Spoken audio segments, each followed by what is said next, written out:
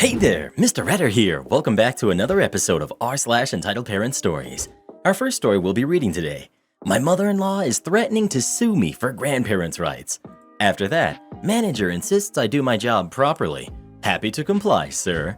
And after that, am I the jerk for leaving a bad review on a small store? Now for every thumbs up this video gets, one Karen does not get to play Mario Kart. You stay away from my Switch, Reddit boy. So please smash that like button and subscribe and turn on notifications for new stories from Reddit every single day.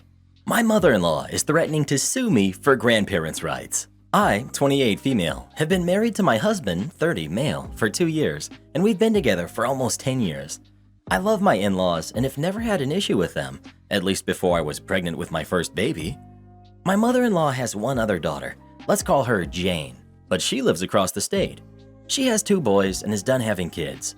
She lives close to her mother-in-law, and the boys are pretty close to her, which obviously causes some jealousy issues with my mother-in-law. My whole pregnancy has been one big guilt trip about how she never got to be there for Jane for her pregnancy. She would touch my belly or get really close to it to talk to the baby. I would tell my husband that it made me uncomfortable, and while he was understanding, he also felt bad for his mom too, and reminded me about how she missed many moments with Jane. During the last couple months of my pregnancy, we made the decision to move in with my in-laws to save money for a house. This made my mother-in-law so happy. She kept telling everyone she was excited for the baby to come home to her. I let those comments slide for a while, but finally had to confront her about my baby shower.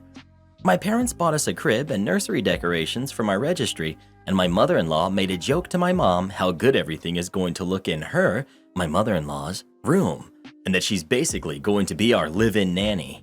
My mom has never had any reason to dislike my in-laws, but these comments were very off-putting. I had to sit down with my mother-in-law about boundaries, and she started crying and said she just wanted to feel close to at least one of her grandkids. I tried not bringing up the topic after that, but she didn't make it easy. The thing that gets me upset the most is the constant need to have all the baby firsts. She wants to be the first to do everything, and it's so hard to tell her no. Until one day, she waited until I left the room at dinner time. When I came back, my husband excitedly told me how much the baby will love mashed potatoes and that my mother-in-law gave her a small spoonful and she went nuts. My mother-in-law said, "You weren't supposed to tell her. It was Grandma's little secret." I snapped. I said, "That's my kid, and there will be no secrets, no matter how small." Things got tense, and I got called dramatic, and that she's allowed to have grandma moments with my kid, whatever that's supposed to mean. I think my last straw is this. My husband and I have just been approved for our loan and will be signing papers on a house soon, about 45 minutes away from my in-laws. Lately, she's been going on about how it's unfair to her and how she doesn't know how to handle her baby being so far away. She's, jokingly, brought up suing for grandparents' rights or about setting up her new room. I wouldn't be so upset if it was 1 or 2 jokes, but after hearing about it daily, it's starting to feel less like a joke and more like she wants to take my baby. Am I the jerk for wanting to have another sit-down? Not the jerk. She has a serious jealousy and boundary issue and should talk to someone to get her some help with it. Do not give this woman a key to your house. Not the jerk. I'd be having a sit-down with you, your husband, your mother-in-law, and if she's married, her husband, laying down the ground rules. If mother-in-law doesn't abide by them, she gets put in a timeout until she learns to respect her role as grandmother, not mother. The threats of suing for grandparents' rights is highly dependent on the state y'all live in, but until she knocks off the threads, I'd limit her time that she gets to spend with the baby. Move out ASAP. She obviously gets highly dependent upon fantasized connections and will only get more attached, not the jerk. Well, who do you think is the jerk? OP or mother-in-law? Please let us know. I never got to meet any of my grandparents, but if I could have and they really loved me, I think I would have turned out different. Manager insists I do my job properly. Happy to comply, sir. Preface. In early 2020, I was hired under the title Assistant Manager at a local automotive shop. We mainly sold tires and alloy wheels for passenger vehicles. The company owned several stores. I reported directly to my manager, who then reported to the owner of the company. Shortly after I was hired, I noticed the behavior of the manager was far from professional. He would constantly mock and berate me for being the new guy. I believe part of this was jealousy and insecurity on his part, as I ended up recording more sales under my name within the first few months. He would also knock off, work early, and start drinking beer whilst the rest of us continued to work. I remember when he found out that I participated in MMA training sessions after work, he tried to goad me into a fight for his own amusement. Clearly, this guy didn't like me, and I was starting to get the feeling that he was trying to get me to snap or lose my cool, and as a result, my employment. I became even more certain of that with what happened next. Story. During the few months that I had worked there, I had noticed that our takings for the day and sales records did not match. I would often spend half an hour to an hour after work trying to figure out where the errors were coming from, whilst the manager would simply throw his hands in the air and exclaim that he had no idea how this was happening. The recurring issue seemed to be that our cash takings had been recorded incorrectly. There would sometimes be an excess amount of cash that didn't match up to what was recorded on our sales and invoicing software. Other times there would be less. I was, at the time, an accounting student studying towards my bachelor's degree. I was already suspicious of the cash being taken out each day. However, given how the manager had been treating me up until this point, I was concerned that any complaint would somehow be twisted and used against me. And boy was I right. Several weeks later, my manager took some time off. During this time, I managed a personal record in store sales and also noticed something interesting. The cash was never out at the end of each shift. I reported this directly to the owner of the company, given I was acting manager during the time my manager was away. I was expected to report to the owner every day and explained what had been occurring whilst the manager was there. In all honesty, I was hopeful that the owner would be having a word with the manager about the discrepancies. However, I was also weary, as I believed once the owner spoke to my manager that the manager will immediately know it was me who reported this. When the manager returned to work, he immediately approached me with a disgruntled look on his face. "I've spoken with the owner. You tried to blame me for the discrepancies? You should focus on doing your job properly. Then this wouldn't happen." I was quite taken aback by how angry he was, though I wasn't surprised that he twisted it and tried to place the blame on me. Given his reaction, I'm even more suspicious at this point. He wants me to do my job properly, eh? Cue malicious compliance. That same week, I got to work. I started paying attention to what customers were paying when they were dealing with my manager. Behind his back, I began examining all of his sales transactions and invoices with a fine comb. As the days rolled by, I started to find evidence of his dishonesty. When it came to a few cash sales, my manager was doing the following. Example, would tell the customer the price is $200 if he pays cash, would discount the price by $50 in the sale and invoicing software, would put the extra cash into the till and record a $150 cash sale. Before we did the cash up at the end of the day, he would sneakily pocket this extra cash whilst no one was around, though he was very foolish, as he clearly couldn't remember the exact amount he had swindled. Hence why the cash would be up some days, didn't swindle enough, or the cash would be down, swindled too much. I took screenshots of the discounts he had been giving on sales and sent them to the business owner, along with a report. A report with a detailed description of my findings. The report also showed that on all days he wasn't there for the cash count, there was no variance. When he was there, well, the owner was infuriated. This man had been his trusted employee for years. The owner was so infuriated, in fact, that he ordered my manager to do a mandatory drug test on the same day he found out, and no surprise, he failed. Turns out the manager had quite a bad habit. This was most likely his sole motive for stealing the cash, and the owner was beside himself. We operate machinery every day in this store, and so the thought of a manager walking around after he had been doing something like this wouldn't sit well with any health and safety professionals. In fact, it could have landed the owner in serious legal trouble if any accident or injury occurred under his manager's watch. The manager was terminated immediately for violation of his contract and was later taken to court by the owner in an attempt to recover the stolen funds. Safe to say, I was promoted to store manager position shortly after his termination. Am I the jerk for leaving a bad review on a small store? So my boyfriend and I have a tradition for our anniversary that we each go to a store and separate. And after we buy each other gifts, we exchange in the car. It's silly and cute. We walked into this new mom and pop anime store. I'm a huge anime nerd, and my boyfriend likes video games, which they also sell. We separate, and I go look at stuff for my boyfriend.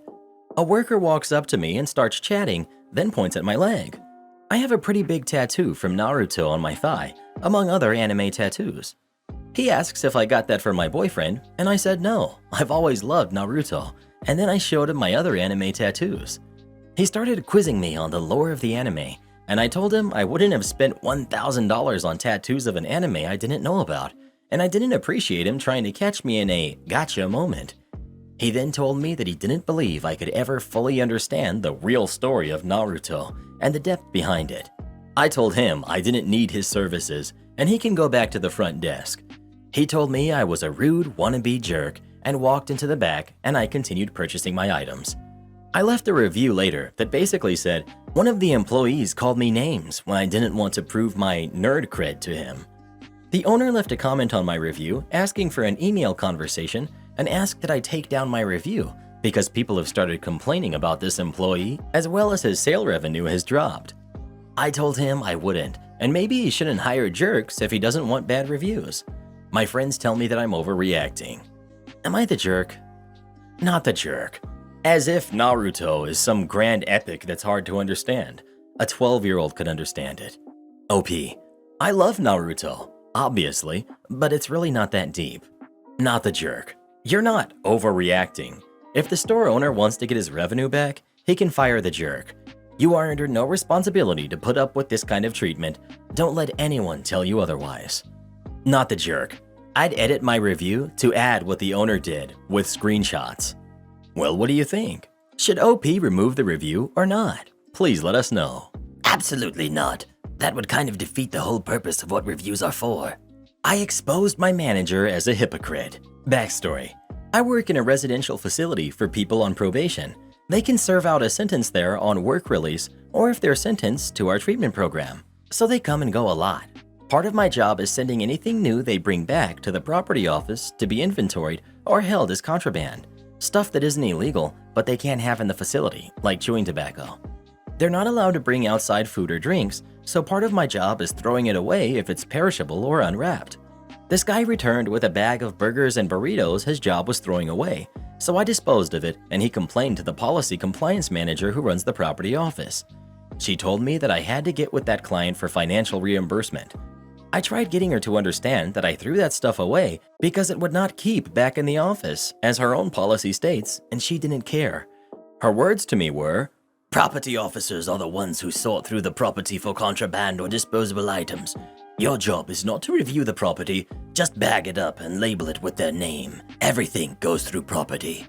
She even underlined the word everything in her email. It felt like she was making up her own rules, despite what policy said, because she didn't want to deal with a complaining work release inmate. The malicious compliance. Yesterday, a client returned with a half-eaten bag lunch we provide people leaving for work in case they can't feed themselves. I saw my opportunity. I did exactly what you think and sent a brown bag of half-eaten sandwich and cornbread to be inventoried as property. I saw her email today going off on me for being passive-aggressive or that I need to be retrained. She normally doesn't CC anyone in her emails about issues, but she did today. My direct supervisor, the operations commander, and the deputy director were all included so they could see her complaining at me over the half-eaten food I sent her staff. She must have felt like Obi-Wan having the high ground. Too bad she did in fact underestimate my power.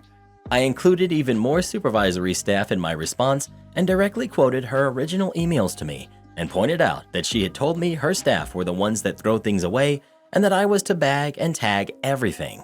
I was later told by my laughing supervisors that the director himself laughed as he told her, "You told him to send you everything. You can't get upset because he did what you said." Edit.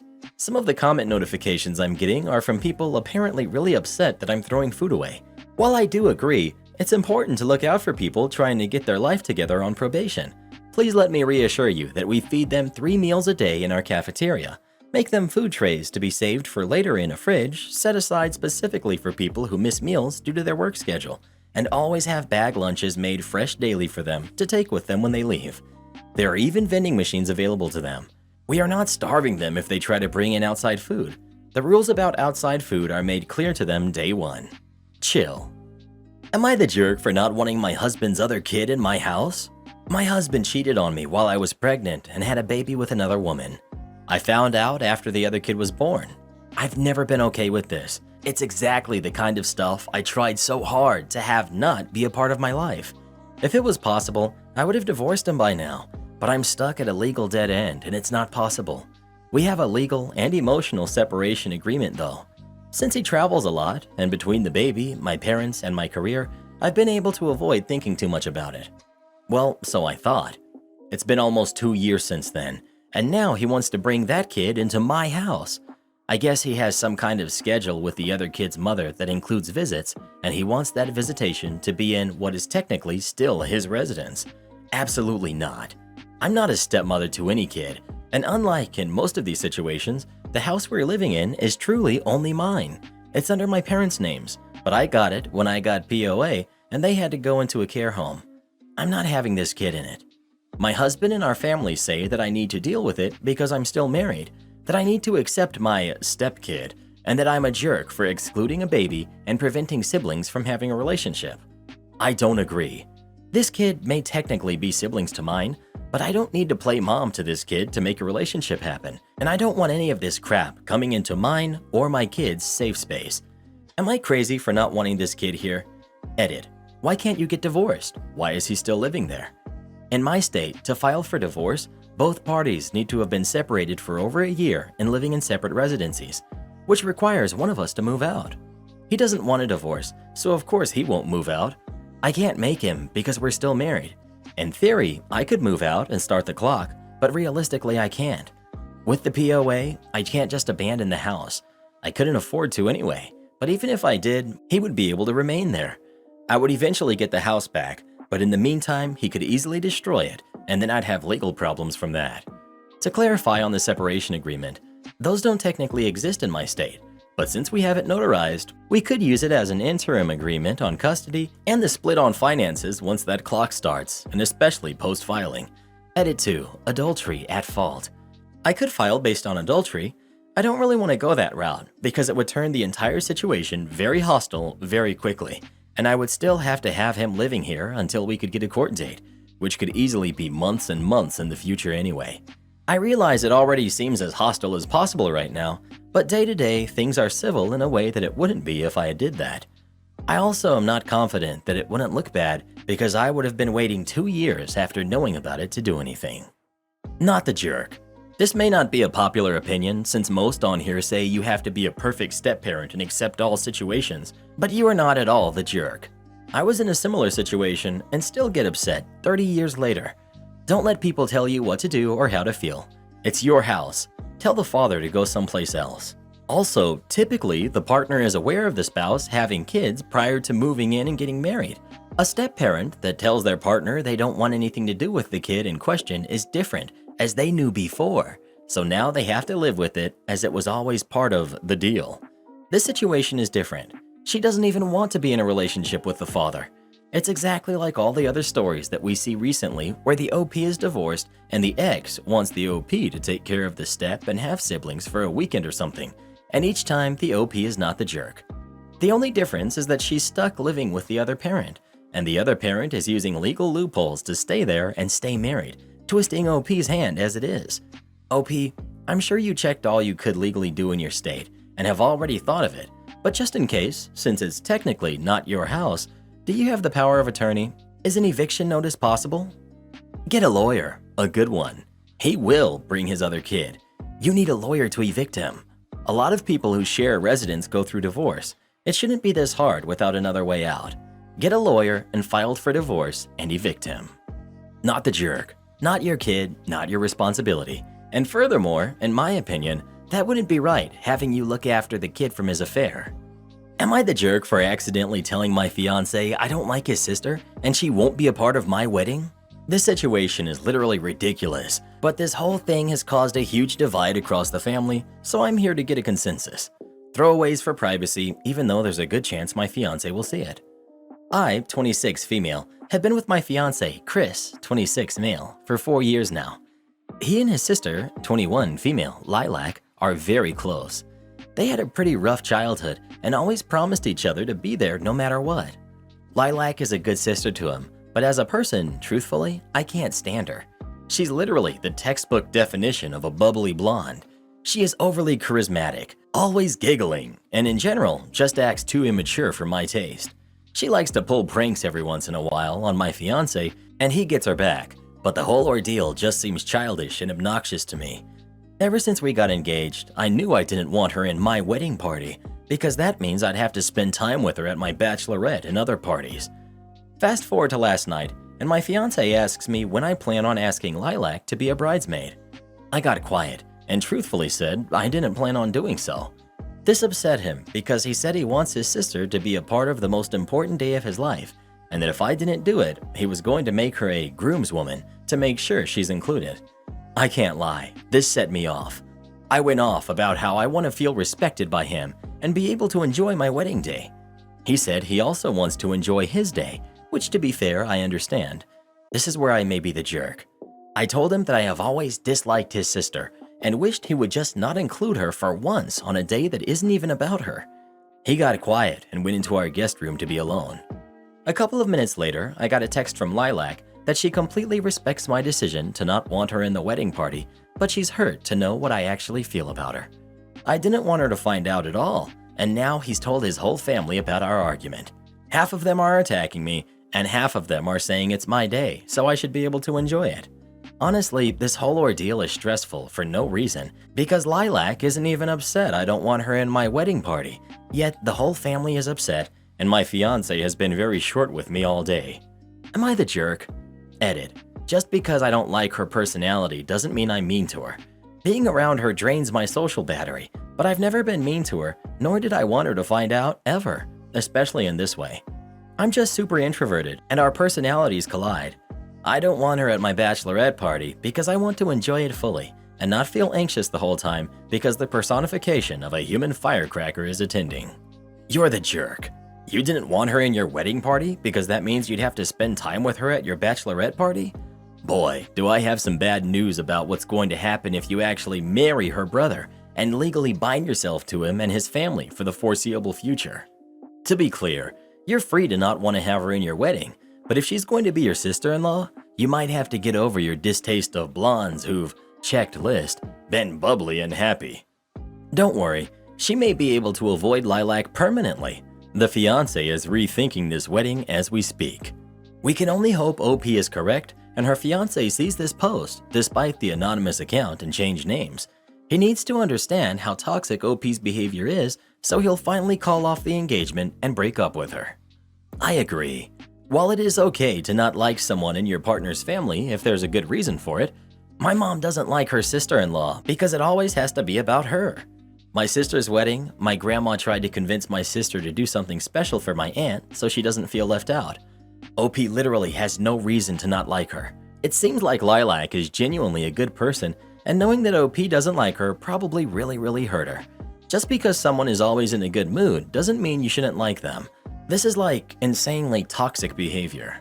So she's happy and enjoying life, and this bothers you?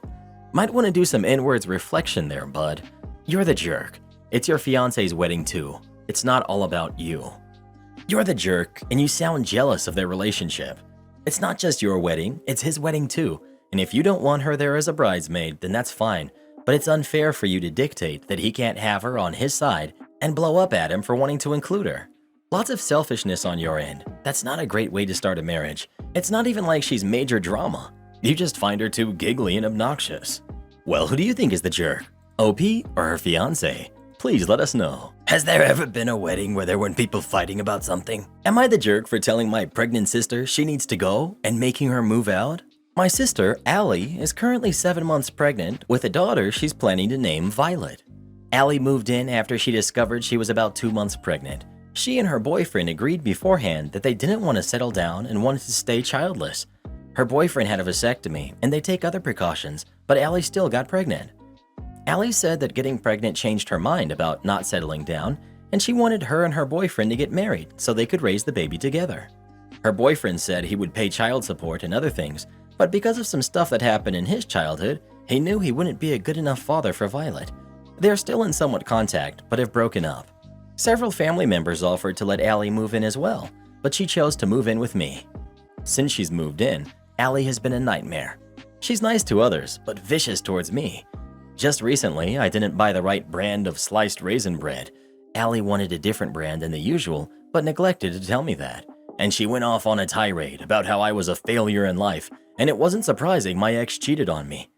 Allie never apologizes for her tirades and thinks I should just get over them because the hormones are giving her mood swings. Allie does not work at the moment and also does no help around the house. She's capable of moving, she goes to friends' houses, but will not pick up after herself because she claims those specific chores cause her immense pregnancy pain. Allie expects me to be her servant because she's pregnant. She once made me drive almost 3 hours to bring her food from the specific Italian restaurant because Violet was craving lasagna, it's for her. Anytime I put my foot down or am not 100% cordial with her, as in being tired instead of super enthusiastic, Allie will call my mother and she and other family members will shame me because they say I'm being a jerk to always expect Allie to be perfect when she's in pregnancy pain, and I will never know the demand of pregnancy on your body. I explain my side, but they argue the same things, along with how I should just help Allie because stress is bad for the baby. The tirades and demands for special food and items because Violet wants them have become daily occurrences, so I told Allie last week that we needed to talk. I explained to Allie that I love her, but I just can't deal with her right now. I said I would help her move out and helped pack and bring her things to my mother's. Now my family members are calling me a jerk, saying I kicked out my own sister when she's pregnant. How Allie always looked out for you. Allie's 4 years older than me, and this should have been my turn to take care of her. How Violet's father isn't going to be in her life, and now she has an uncle who threw her out. I just can't handle Allie because of how physically and mentally exhausted I am. So Reddit, am I the jerk? Not the jerk. OP, if your family members are so concerned with her, she can move in with them. And the boyfriend needs to visit the doctor he had his procedure done at and get tested to see if he's even capable of being a father, as it's very likely that Violet is not his baby. Well, what do you think? Should OP kick his sister out or not? Please let us know. I see why her ex didn't want to stick around, and I do hope he actually gets a paternity test. Am I the jerk for not wanting my girlfriend to decorate my apartment? I, 29 male, have been with my girlfriend, 24 female, for 2 years now. We have not lived together before, but she's currently 18 weeks pregnant, so I suggested that she move in with me once her lease was up. It ended at the end of June, so she's been living with me for almost 3 weeks now. While we get along well and overall living together has been great, I've noticed that she's started to change things around my apartment. She only brought a few things over since my apartment is fully furnished, so I understand her need to make it feel more like her space. Everything in my apartment is mid-century modern. It's a mid-century modern building, and I bought the apartment because of how much I love that style. Some of the things that she's suggesting or bringing into the apartment absolutely do not go with the vibe. She's taken down some of my artwork and replaced it, cleared off shelves I curated and put her knickknacks on it, went through my pantry and cleared out things she thought were unhealthy, all without asking me. She works from home while I work in the office, so she has a lot more time at the apartment than I do. I just wish she would run things by me first. I'm an architect, she's an editor and doesn't have that same designer eye, which clearly shows. What really bothered me was that she started to throw some things away without asking. I went to take out the trash and saw that some birthday cards I kept were in there. When I asked about it, she said that she was just getting rid of clutter, but her stuff is more like clutter and mine has actual sentimental value. I told her to stop touching things in the apartment and she pointed out that she should have a say because she lives there, which I agreed with, but she doesn't run anything by me. Now she's being very avoidant and passive-aggressive. So, am I the jerk? Everyone sucks here. You do realize that when you have a baby, your carefully curated apartment vibe will change very much, right? That said, she shouldn't be throwing your stuff out without asking you. Time to sit down, have an adult conversation, and come up with a compromise. Everyone sucks here. I would have said not the jerk if not for the, I told her to stop touching things in my apartment. She has an equal say in what your space looks like and a right to make it feel like her home for her. She's the jerk for making changes without talking to you, and especially for throwing some of your stuff out without your consent. You guys need to have a talk and reach a compromise. Did you go out of your way to make her feel like the home is hers when she moved in? It doesn't necessarily sound like that's the case. Everyone sucks here. Mostly you're the jerk though. It's not your apartment, it's shared now. There should be compromise even if it doesn't go with your vibe. Why should she ask if it's both of your spaces? The only reason I'm saying everyone sucks here is because she threw your cards away. That's not cool. She should have talked to you before throwing your things away. But you really need to figure out how to share space. Have you ever lived with anyone before? Well, who do you think is the jerk? OP or his girlfriend? Please let us know. Reddit boy didn't mind when I added these cool new lights above our head. Please let us know if we should keep them in the comments. Karen didn't show up for work, so I fired her. I own a vape shop. We're a small business, only 12 employees. One of my employees, Peggy, was supposed to open yesterday. Peggy has recently been promoted to manager after 2 solid years of good work as a cashier. I really thought she could handle the responsibility. So I wake up 3 hours after the place should be open, and I have 22 notifications on the store Facebook page. Customers have been trying to come shop, but the store is closed. Employees are showing up to work, but they're locked out.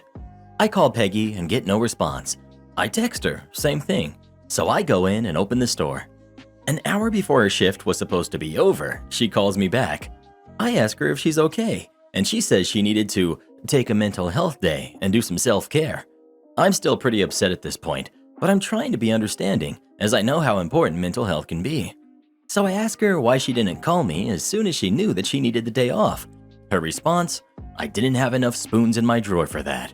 Frankly, I don't know what that means, but it seems to me like she's saying she cannot be trusted to handle the responsibility of opening the store in the AM. So I told her she had 2 choices. 1, go back to her old position with her old pay. 2, I fire her completely. She's calling me all sorts of names now and says that I'm discriminating against her. None of this would have been a problem if she simply took 2 minutes to call out. I would have got up and opened the store on time, but this no-call, no-show crap is not the way to run a successful business. I think I might be the jerk here because I'm taking away her promotion over something she really had no control over. But at the same time, she really could have called me. So Reddit, I leave it to you. Am I the jerk? Well, what do you think? Is OP the jerk or is Peggy? Please let us know. After sitting here listening to Reddit Boy every day for the past 3 years, I think I could use a day off myself. Support our channel by joining as a member today, and we'll give you a shout out in our next video. Or come watch this video next. You won't believe what Karen does in that one.